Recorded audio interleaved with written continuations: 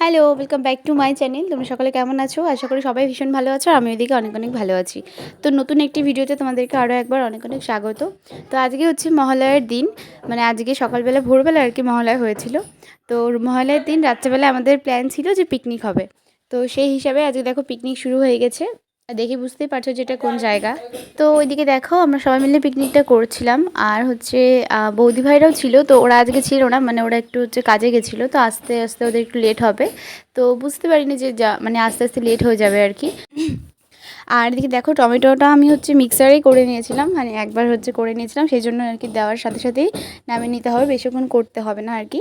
তো আর হচ্ছে এদিকে দেখো যা যা কুটার আছে, মানে পেঁয়াজ, লঙ্কা, তারপরে হচ্ছে লঙ্কা তো পেস্ট করেছিলাম, পেঁয়াজ, তারপরে রসুন, তারপরে যা যা আর কি লাগে মাংসের মশলাতে সবই কিন্তু আমি আর বৌমনি মিলেই করেছিলাম, মানে কুটেছিলাম আর কি।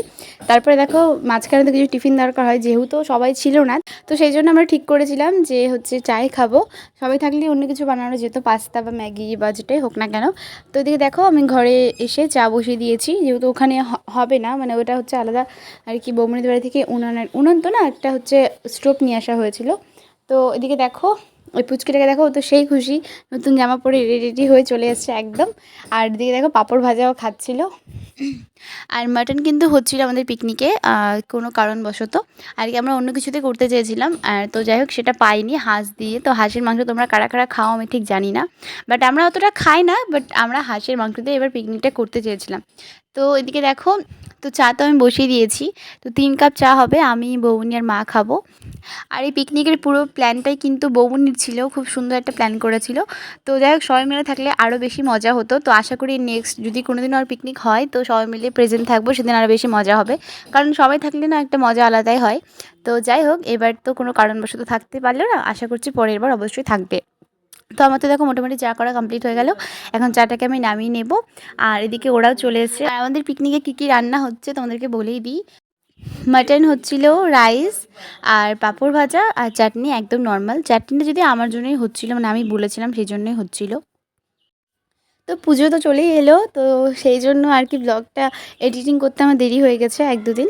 তো যাই হোক এটা হচ্ছে মহালয়ার দিনকার ভিডিও। তো এদিকে দেখো ও তো লাফিয়ে লাফিয়ে সেই মজা করছে একদম।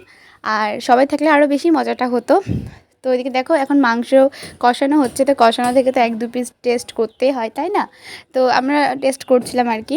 আর ওকে তো মাংসটা ধুয়ে দিচ্ছিলো, কারণ ও খেতে পারছিল না। এদিকে দেখো কত সুন্দর কালার হয়েছে, আর পুরো রান্নাটাই কিন্তু বৌমনি করেছে একাই হাতে।